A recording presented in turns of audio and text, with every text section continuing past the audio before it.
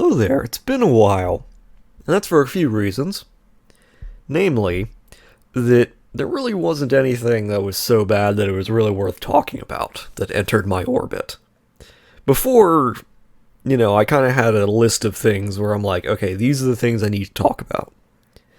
But once you get through that list, there wasn't a whole lot that I was like, oh, I have to talk about this.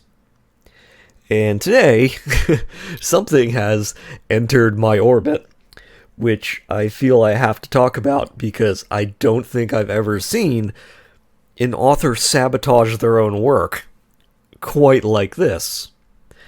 It really kind of puts the debate about, is it better to be mediocre or is it better to be bad? In full view. Do you think that something that is bad but interesting is better than something that is mediocre but boring? And the funny thing about JujutsuKaisen, or JJK, is it runs the gambit. It does everything. It starts out being mediocre and sort of unoffensive, and then it veers wildly into completely awful territory. And so I guess in some ways it's the argument for better to be mediocre. Better to be competent, but not retread any new ground. Better to be, uninteresting than being offensively bad. And I want to preface some things before I really get into it. First and foremost, I'm not going to argue that it's bad for a series to retool itself. Okay? It's not impossible for an author to decide, midway through their story that they're bored. They're no longer interested in writing whatever story that they're writing, and they feel like writing a different one. You can do that. It's hard, but you can do it. I think the biggest example of this working correctly is Sakamoto Days, which begins as, a straight comedy series, and within 30 chapters decides, actually, we're going to be John Wick. And just leans completely into, ultra-violence and, almost straight shonen. There's still comedy elements, but it's very clear within 30 to 50 chapters that the author has decided, actually, I want to write John Wick now. And it works. It works because the setting and characters haven't really changed all that much, and the quality is still there. I would argue that it's improved, because an author that understands that a joke is not going to run very long is better than an author that doesn't understand that. Works because the author consciously grasped that he had a good base to work from, and he could still have comedic elements, but the series was going to have a much longer lifespan and be more interesting if he toned down the comedy. And so, it works. But the thing about Jujutsu Kaisen is that I don't know if the author understands anything. I used to think that the author just decided that they were bored. It had the feeling that the author just was like, I don't like these characters anymore. I don't like the setup for my series. I'm done with it. And I'm just going to create new characters, and I'm going to create a new setting, and I'm going to just run with it. But then, the last chapter just came out, and he brings back all these characters, and he just kind of undoes the main plot point that has been running for 40 chapters now. And I can only think that he's speed running the end of his series, where I can't tell if he's trying to get his series canceled. I can't tell if they're trying to actively sabotage their series, because that's what it feels like. It feels at this point like they are actively trying to destroy their series. They absolutely want it to be over. I don't know if before they were making a gambit and being I wonder if I can just completely change everything about my series, and no one will notice or no one will care, and then that failed, and so now they're like, I must destroy my creation. Like, is that what's going on here? And I'm going to get into it, don't you worry. But it's just baffling to me. The series confuses me. Because, again, the base is not particularly bad. Okay? It's not treading new ground. It is mundane in basically every way. But you can build off of this. There's nothing wrong with it. It's like a perfectly fine 6 out of 10 in the beginning. And that's really what you can hope for most of the time. And some of this strikes at the problems of manga as a medium. Because the problem with serialization is that after a while, things naturally change. Like, trying to tell stories chapter by chapter for years, sometimes decades, is very hard. And it's really hard to write the same story for so long. You know, it naturally changes. I think a good example of this is something like Naruto, where it begins as a relatively grounded, all things considered, like ninja series, where, you know, the concepts are of fairly low energy, or I guess you could say low power level ninjas. Like the first arc when they're in, like, you know, the land of the waves, and various, you know, powers, jutsu, require tons of hand seals and are super complex, and, you know, there's all of this, like, intrigue and stuff like that. And things like shadow clones are considered to be, like, super high level. And then by the end of the series, they're basically gods. It's basically Dragon Ball Z. You know, that happens because the series ran for a decade, and when you do things chapter by chapter, it's really easy to lose sight of, like, progression. It just, like, you can only do 52 chapters a year if you're doing it weekly. And so by the time you get to 400 chapters or whatever, you've been running it for 4 years. You know, you get to 1,000 chapters, it's even worse. You know, it's gonna happen. You're not the same person as an author that you were when you started. You don't have the same interests. No one does. If you started writing a series weekly when you're 20, by the time that you're 30, you know, you've changed a lot. Okay? And the same is true. Like, if you're 30, by the time you become 40, you've changed a lot. So it's like, you know, not even just like you, like the world around you has changed a lot. And so, like, it's not strange for series to evolve or radically shift. The problem with Jujutsu Kaisen is that it's constantly changing at a speed where it's just disregarding its own plot. Like, not necessarily,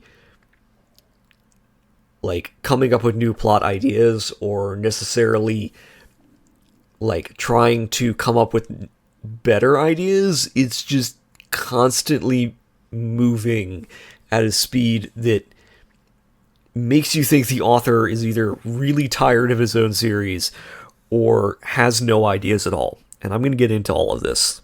But before we can do that, we kind of have to get into the base and what the base of the series is and why it works. Okay, let's just delve into this. What is Jujutsu Kaisen? So we have a main character who has no powers. That's not really surprising. And then he finds a way to have powers because he gets involved in something that's bigger than him, and he swallows a demonic finger, and he gets the Demon King inside of him, and by leveraging the Demon King's power, he is able to be a hero. This is not new ground. Okay, a character who doesn't have powers suddenly discovering powers that belong to somebody else while also having a deeply dangerous thing inside of him is not new ground at all. This is the setup of Naruto. This is the setup of Bleach. Okay, this is not new ground. Alright, having a main character who starts out weak and as an outcast and weird, who is abnormally physically strong, this isn't like new at all. In fact, you could almost argue he's like a pastiche of like different characters in how like generic he is. And then obviously you have your side characters who all have different levels of tragic backstory, because once again we are rehashing like every shonen trope known to man. So we have the deep brooding dude who is going to be next in line to his clan, who absolutely hates them, because we have our Sasuke character. We have a girl who hates the fact that she was born, female, and resents it all, because of course we do. We have like the loudmouth girl who doesn't fit in and wants to be feminine but isn't, kind of, and so they constantly play this concept up, because of course we do. Like, all you're really missing in this series in terms of generic like setup is like cross-dressing, and then it would be like the most perfect encapsulation of all the tropes that are like familiar in manga from the last like 10 years. Like, if that's all it's missing, because it also takes place at a school, because of course it does, because we're doing magic school, or it's not really like, it's not magic school. They're sorcerers and they fight curses, because of course they do, because again we're rehashing Bleach, of course we are. And so like, all right, we have a school, and they're there to learn things and also fight curses, and obviously the curses all have like strange designs and are like completely, I don't want to say like H.R. Geiger qualities to them, but a lot of them are sort of like inhuman looking, and that's intentional. I hesitate to say, okay, it's been inspired by something like Junji Ito, but it kind of has. Like, body horror is really an inspiration in this series. And the other thing is, like, they're really ramping up the kind of, I want to say, contrasts between our main characters and curses. Like, this is the whole concept. The problem is that there's not a whole lot of consistency in like how curses work, or what defines them, or how they come into like being, because you have curses that represent like the earth or volcanoes and stuff, and then you have curses that represent people, and in some cases people die and become curses, and it's like some of them are sentient, some of them aren't. There's not a huge amount of like internal consistency of how this happens. And like, I don't know, it's very weird, because in the beginning the main enemies are mostly curses. Like, the beginning of the series works because you have a very clear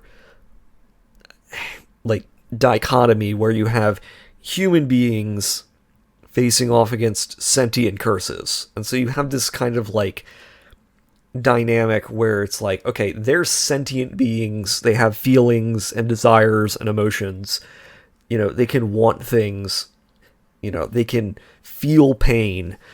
So, is it technically correct to destroy them categorically? Do we destroy them, without a thought because of what they are, despite the fact that, they're sentient? Because if they were just monsters, if they just had like no sentience, they were just beasts basically, there's no internal that comes up. If they were just monsters, you just kill them and you don't really think about it. But they're sentient, they can have conversations with our main characters, they can want things, they can have goals and hopes and ambitions, and so you can play with that.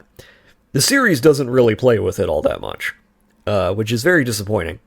But like, the problem is that it gets really bored with them.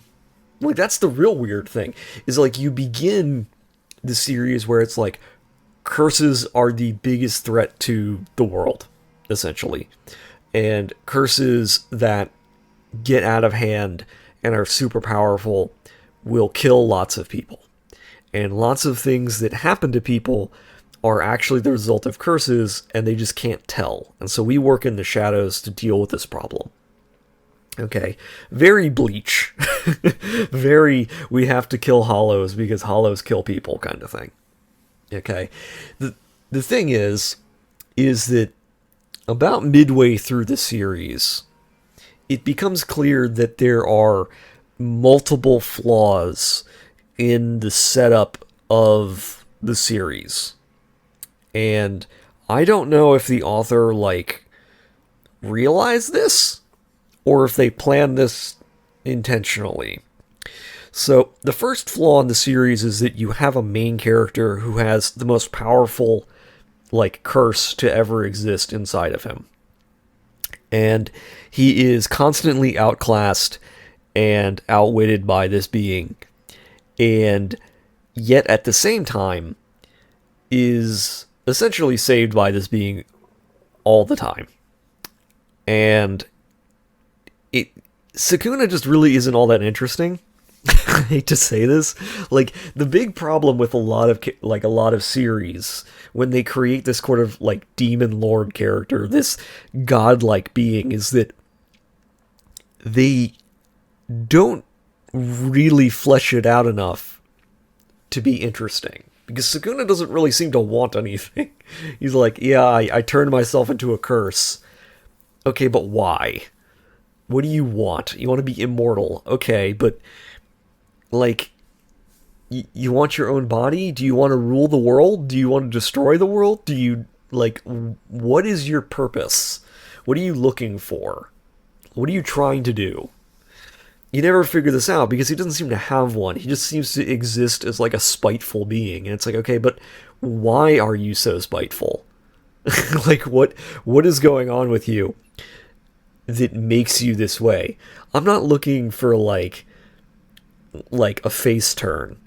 Okay, I'm not looking for the Naruto, oh, the demon fox is actually a good dude. I'm not looking for that. All you need is some kind of motivation.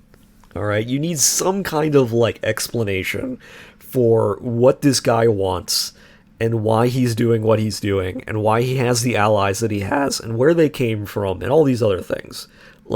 Because so much of the plot revolves around him, and yet so little is actually explained. So you don't end up ever feeling like you have any idea what's going on or why. The main characters all act like they understand things, but they don't have any information because no information is given to us, the readers. Here's a good example of what I mean. During the sort of final conflict, I guess, during the, what I would argue is probably the last good section of JujutsuKaisen, where they're all fighting in the city, they introduce this one character, this one girl, who is just there, and seems to, know who, Sukuna is. And we don't know why.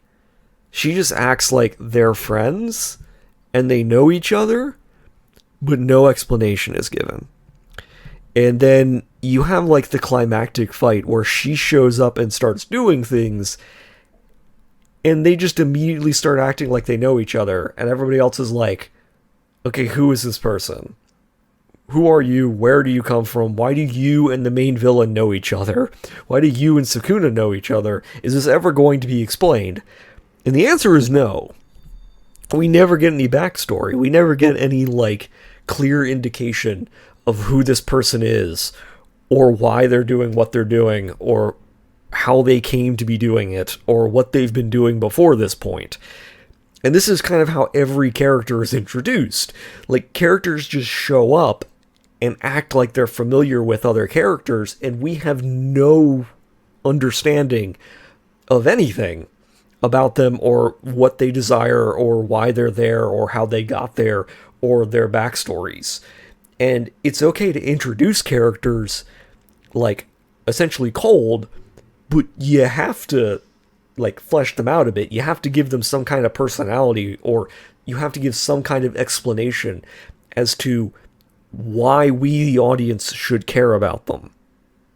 And the author used to be good about this. The author used to be able to introduce, characters, both heroes and villains, who then had their backstories explained, their motivations explained, and so we could kind of invest in them.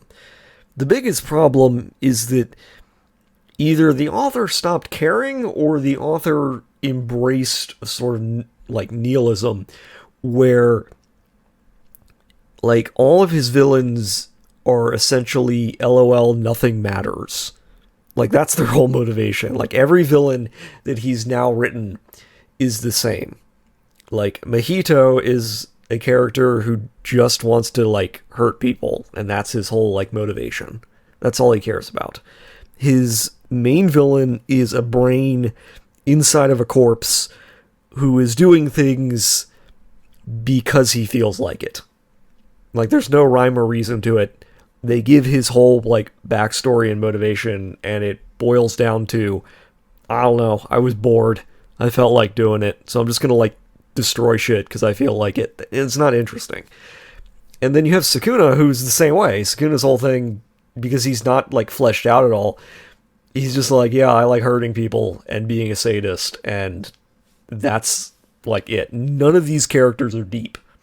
And you could argue that, like, you could say something poignant or deep about, like, villains not having to have, like, deep reasoning. Like, you could make a point about, like, the main characters expecting, something super deep and super meaningful. Like, why are you doing all of this? And they're just like, because I feel like it. You could do that. But the problem is that the writing isn't strong enough to do that. The writing is not focused enough to do that, because to do that, you need to have, like, a character piece. You need to have really strong, like, fundamentals where, like, you're focusing in on the protagonists struggling against this mentality and their internal monologues. And the series just is not, like, written in such a way that that's possible. It just isn't. And we still haven't, like, gotten into that. After that arc, the creator just throws his hands up and goes, bored now, and just throws everything about his series into the dumpster. Okay? Because very quickly he starts throwing out major plot points and resolving what should be major arcs in, like, 1 or 2 chapters. And the problem is that this is a habit, and you can tell when the creator is bored. So, example, Maki, the girl who doesn't like the fact that she was born into a sexist family and is absolutely determined to succeed on her own merits, has a backstory where she absolutely wants to destroy her family. And it is a major part of her character. Like, a very, like, integral part of her character is the conflict between her and her family, and her twin sister. And then out of the blue, it's just resolved in 2 chapters. Like, all of a sudden, this, like, defining character moment, this defining character arc about her struggles to deal with, her family and her sister, they just essentially have her sister die and have her kill her entire family in, like, 2 chapters, and then she never mentions it again. Like, then it is never brought up again that she has done this, that she has completely slaughtered dozens of people, including children, no doubt. And it's just never brought up again. Like, at all.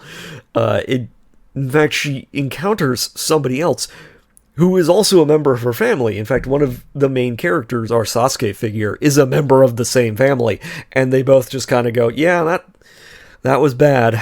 They sucked. And just move on. like, it doesn't matter. It's so weird. It would be like, I guess the good way to put it is, like, if you were going to compare it to anything, you would compare it to, like, Itachi in Naruto, where Itachi is, like, faced with a choice, and he has to murder his entire family, and then he does, and it's a major character point in his life, because it shatters everything, like, that he knows, and his faith in the system, basically. And Maki just straight up murders her entire family, and every member, and just moves on with her life.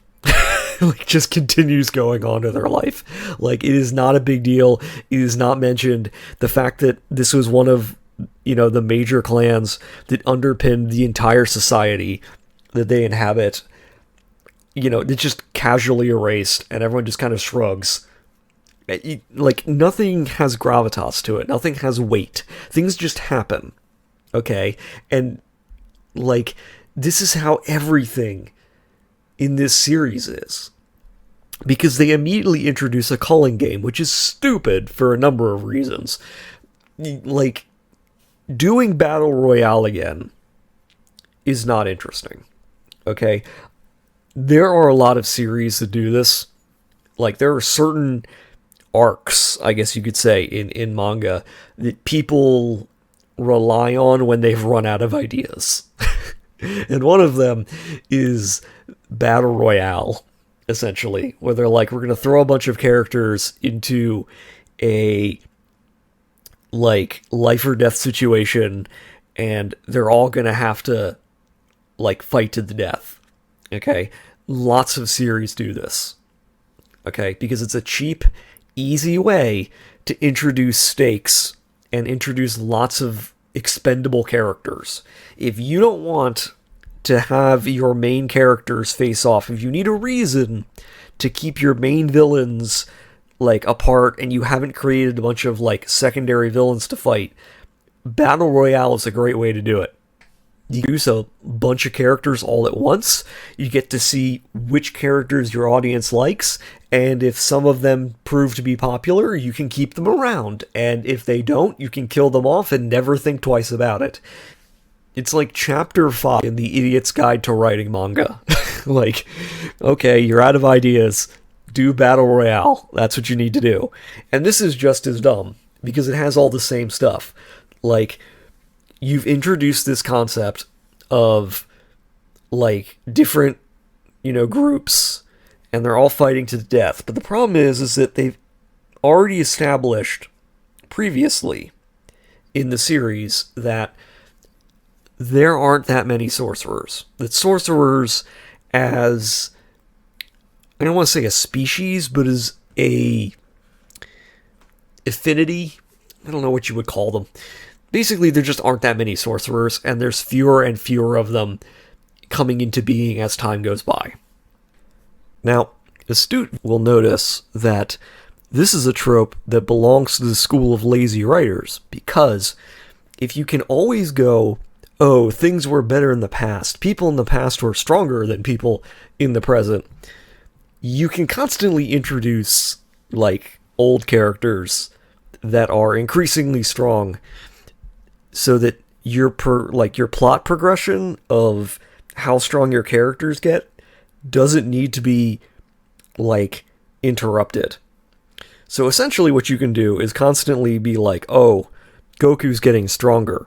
But rather than introduce new characters, you can just be like, oh, but people in the past were stronger than he is, and we're just going to have those characters come back. And so you have easily slotted in characters that can, like, be stronger without needing to, like, justify it at all. It is a lazy, lazy way of writing.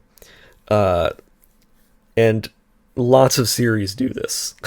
Okay, go back to Naruto again. There's another example of, oh, everybody was super strong in the past. Never mind the fact that makes no sense. Okay, this would be like if you went back to medieval times and went, yeah, warfare was harder back then. Like, yeah, knights on horseback were way stronger than people who drove tanks. Like, no. It's not how this works. All right.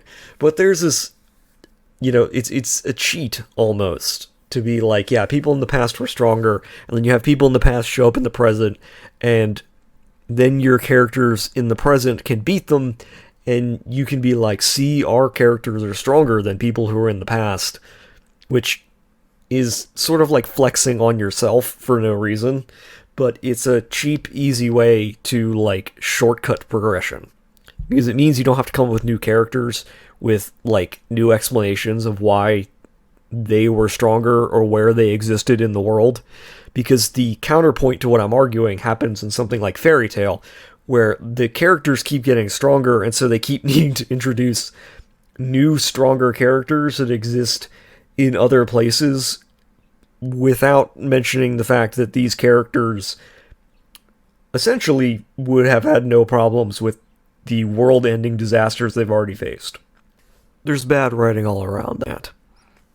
More to the point, the series takes this literally because the culling game is filled with new sorcerers, except they're not new sorcerers. They are long dead ones that existed hundreds of years ago who are now reincarnated into new bodies and are fighting essentially to get to keep their new bodies.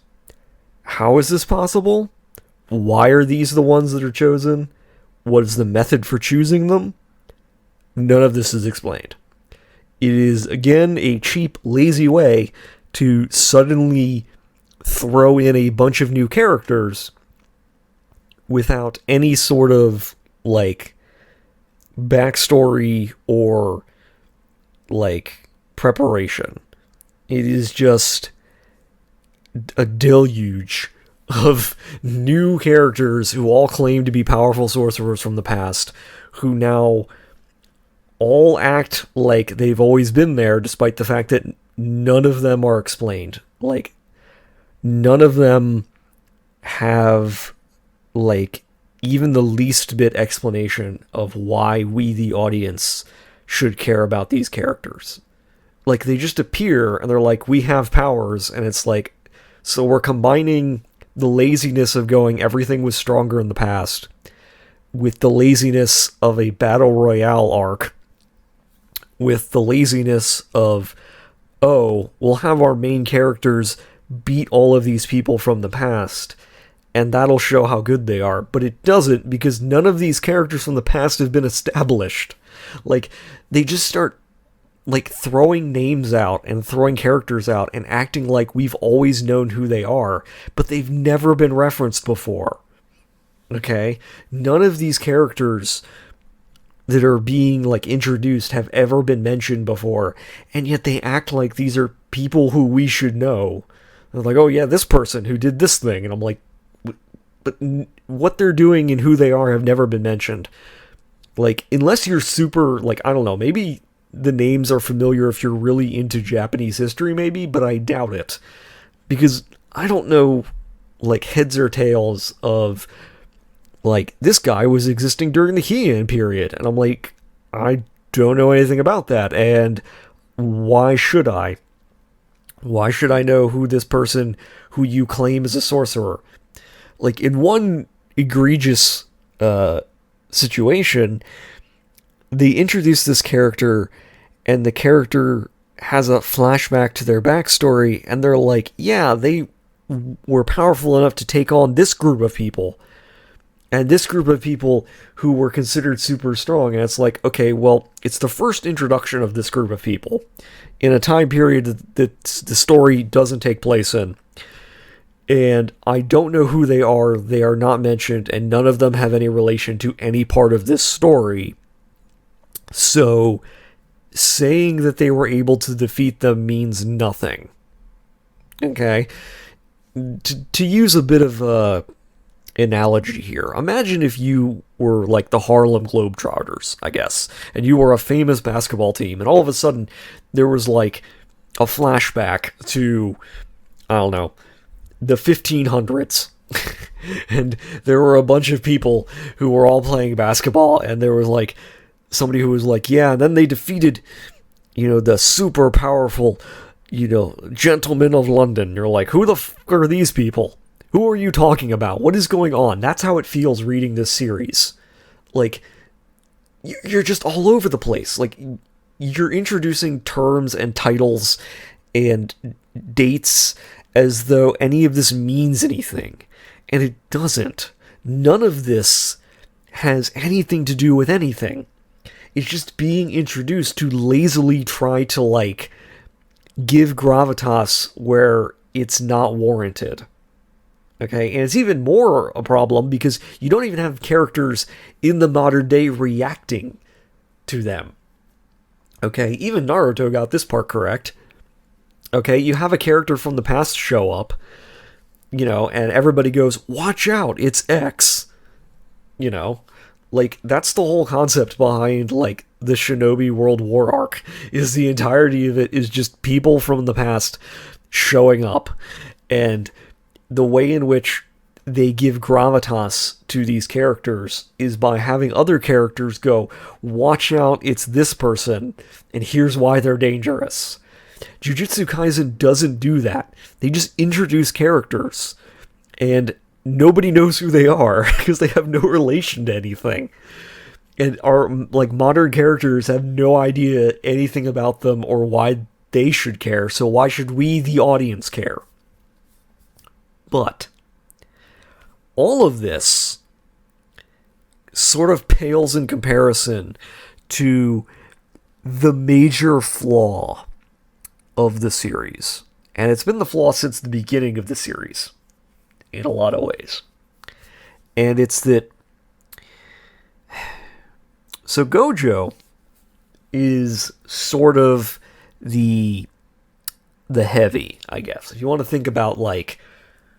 If you want to think about, like, in terms of character... I don't want to say character archetypes, but it's kind of that. Where it's like...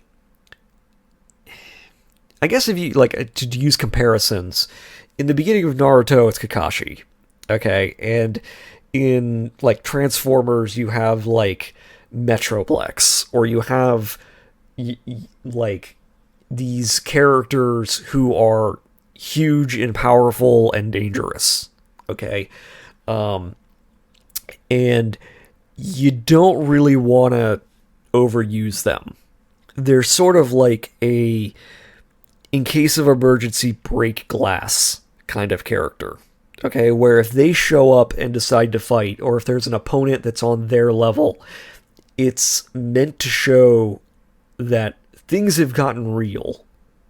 Okay, shit has gone down, and, everybody needs to pay attention because these guys are the real powerful dudes.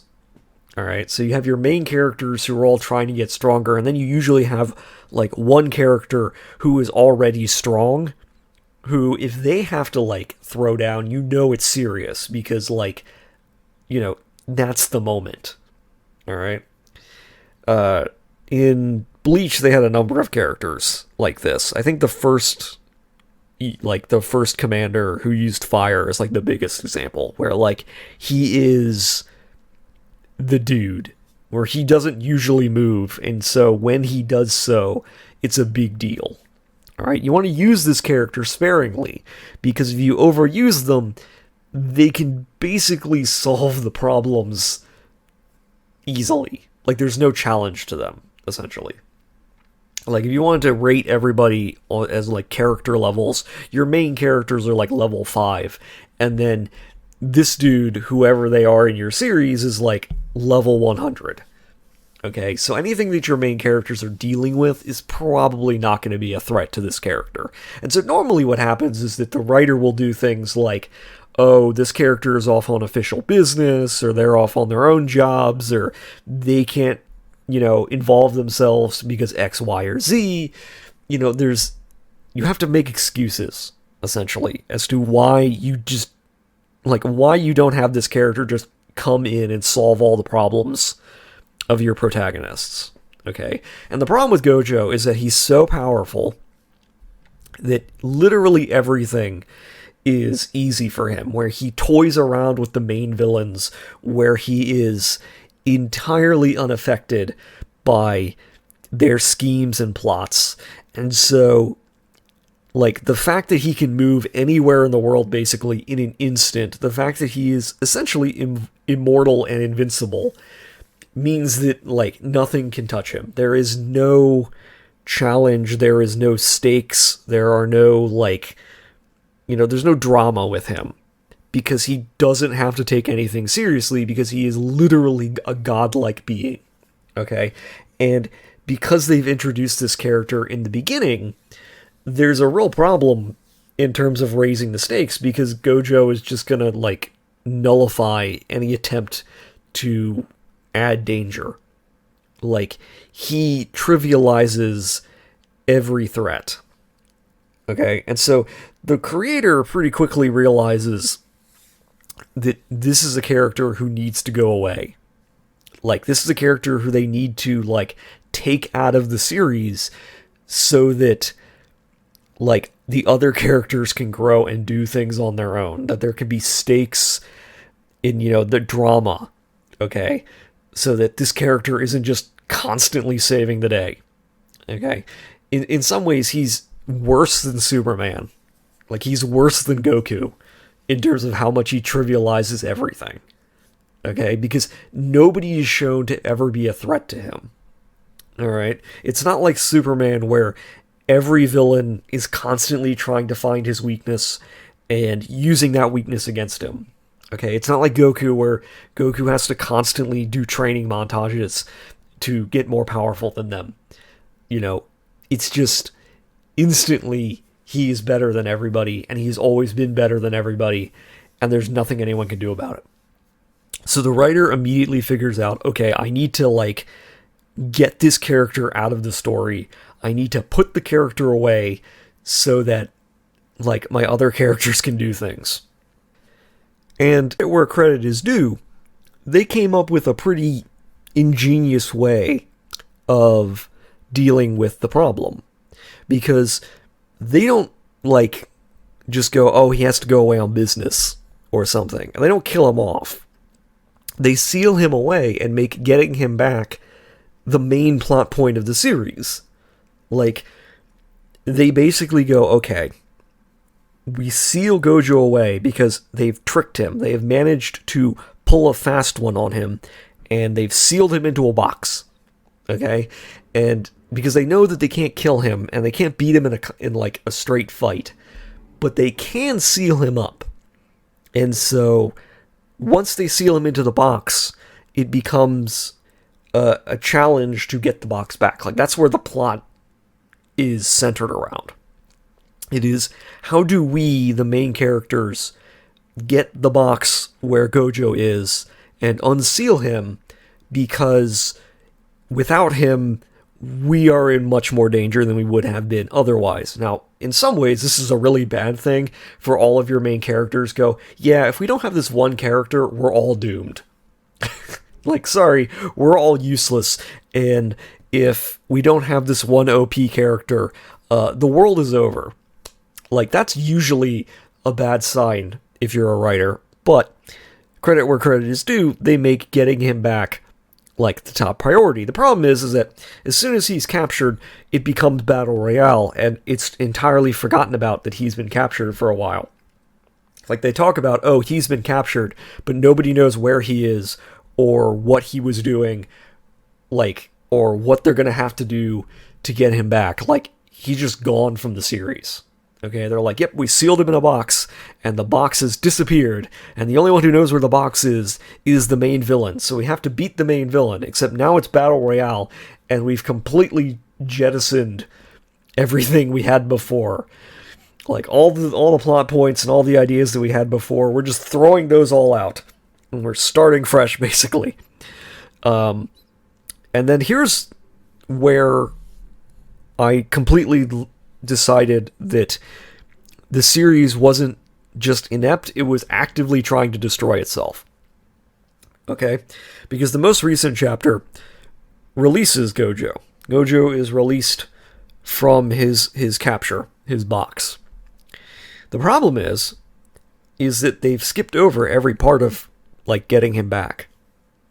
Like, I mean literally, like, okay, so I'm going to give you the setup. Let me see. See if you can't tell what the problem is. So, chapter begins, and everybody who is a main character is suddenly in the same place, despite the fact that they should all be in other places. And they're all like, hey, we're going to unseal Gojo. And then they put the box out, and they unseal Gojo. And then he goes and confronts the main villain. Now, you may have had some questions like, how did they find him? How did they unseal him? Shouldn't this be a bigger deal? Why are you introducing it, like, out of nowhere? And these are questions I cannot answer.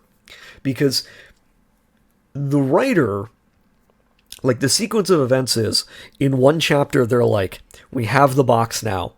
How did you get the box? Never explained. How did they know where the box was? Never explained. They just have it. And they just have the ability to unseal it now, using, like, the opposite. Because they make as a plot point early on that the only person who can open the box is the person who sealed the person in it. So, for example, like, if it's like a Pokeball, basically.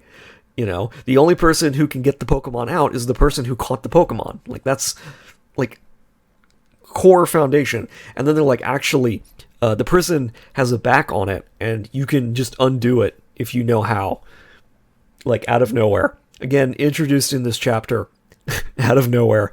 And then they release him. And then he immediately goes off to confront the main villain. How does he know where the main villain is? I don't know. How does he know what's going on? I don't know. Like, because literally he hasn't been present for any of this. Like, he hasn't been present for, like, any of the plot developments at all. And in fact, like, they make a plot point out of saying that, like, time works differently in the box. So it's only been a couple weeks for them, but it could have been hundreds of years for him, for all they know, because none of them have ever been sealed inside of it. He could be completely insane, for all they know. He's fine. He's totally unaffected. Nothing at all has, like, changed about him. So this is all just pointless fluff. And then there's a line which utterly baffled me and just, like, convinced me that the author absolutely wants to either, like, finish this series immediately or is actively trying to get his series canceled. Okay? And I'm going to read the text box because it is revealed where he was in one page. Okay? I'm going to read this to you because it is utterly baffling. Okay?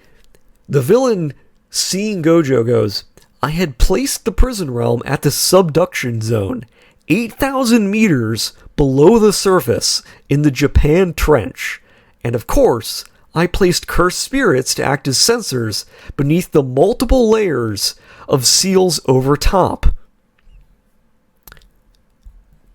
So essentially, this is like if you just cut to Batman appearing before the Riddler, and the Riddler was like, but I locked you in a safe and tossed you at the bottom of the ocean, and then poured millions of tons of concrete on top of you. How did you get out? And they'll be like, I don't know, it's not important.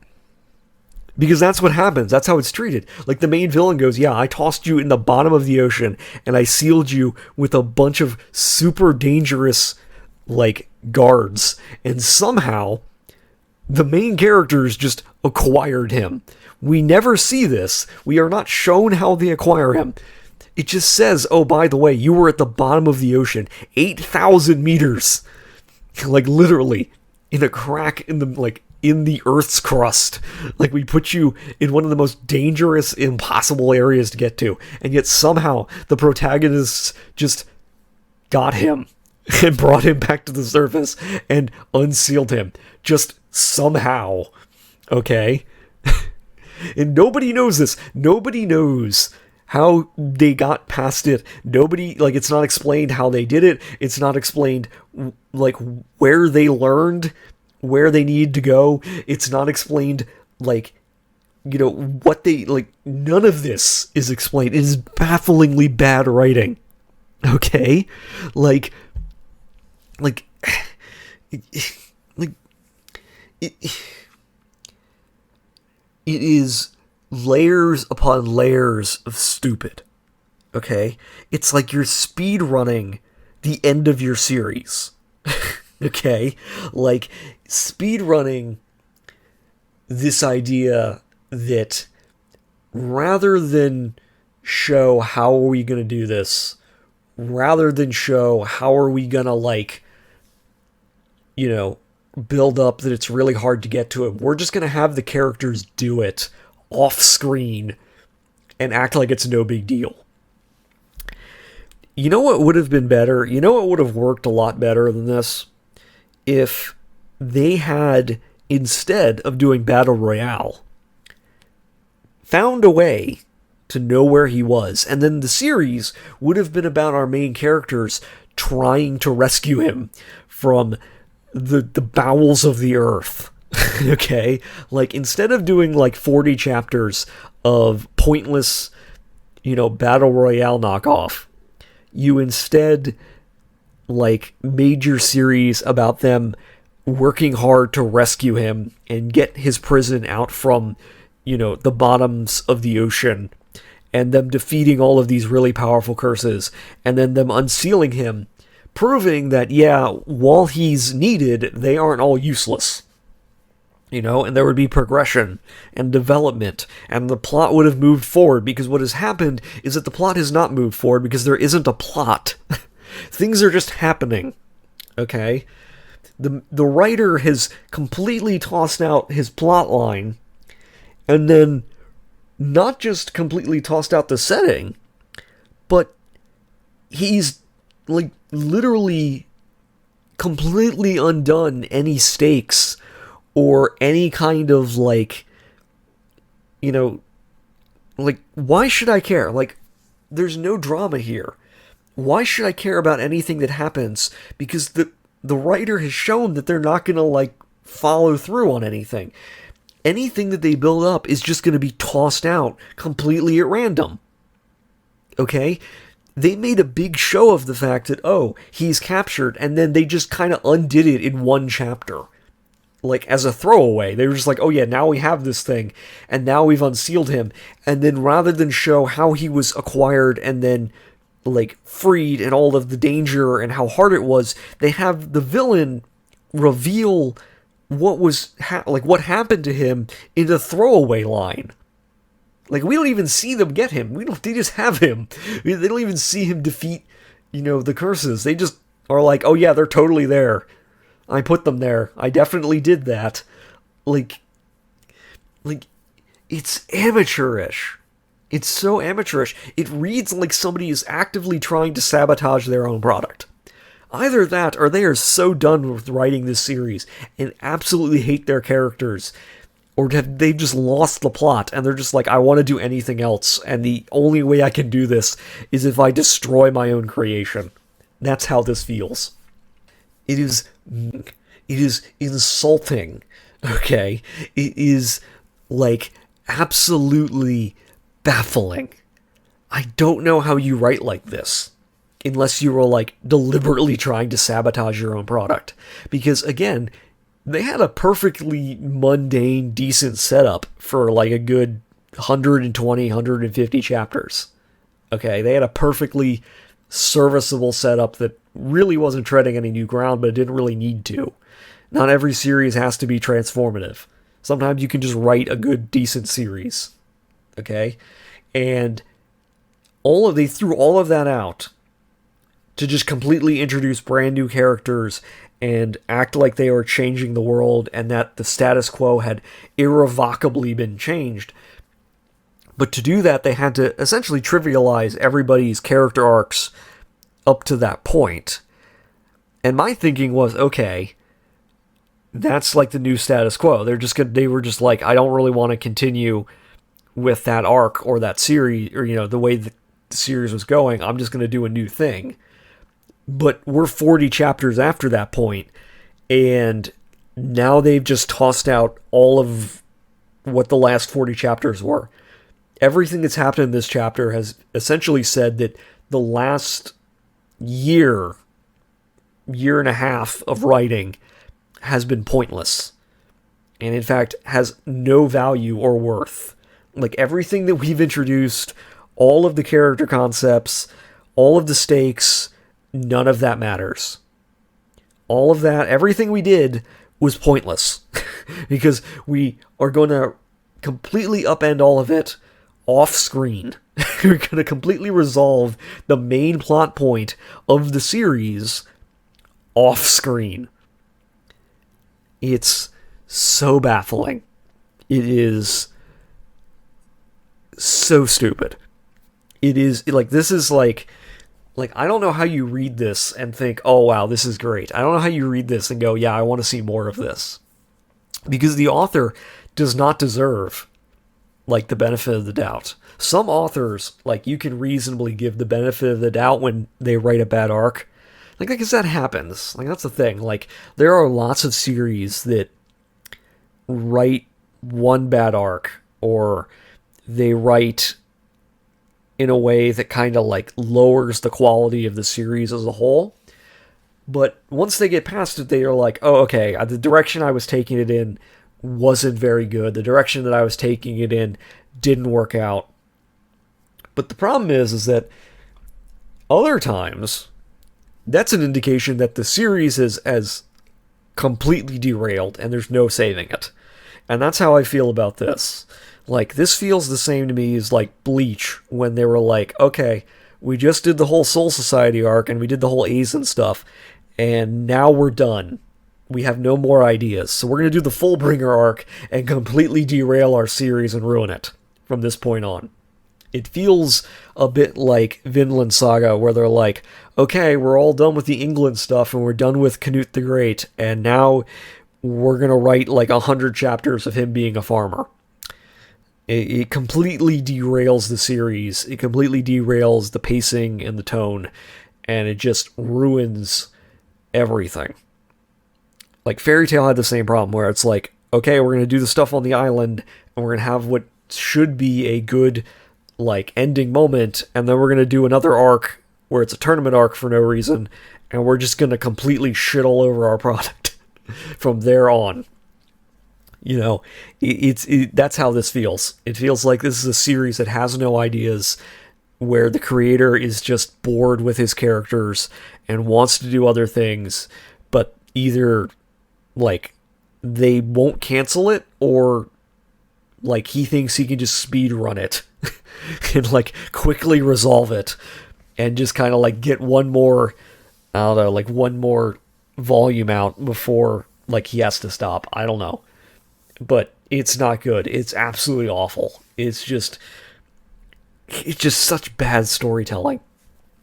Like, it's amateurish.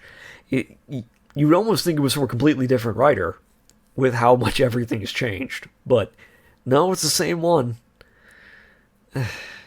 Anyway, that's Jujutsu Kaisen. It's bad. You really shouldn't read it. Or if you do, stop after the Tokyo arc. Because once that's over, the whole series falls off a cliff. And it doesn't seem to be recovering. So yeah, see y'all later.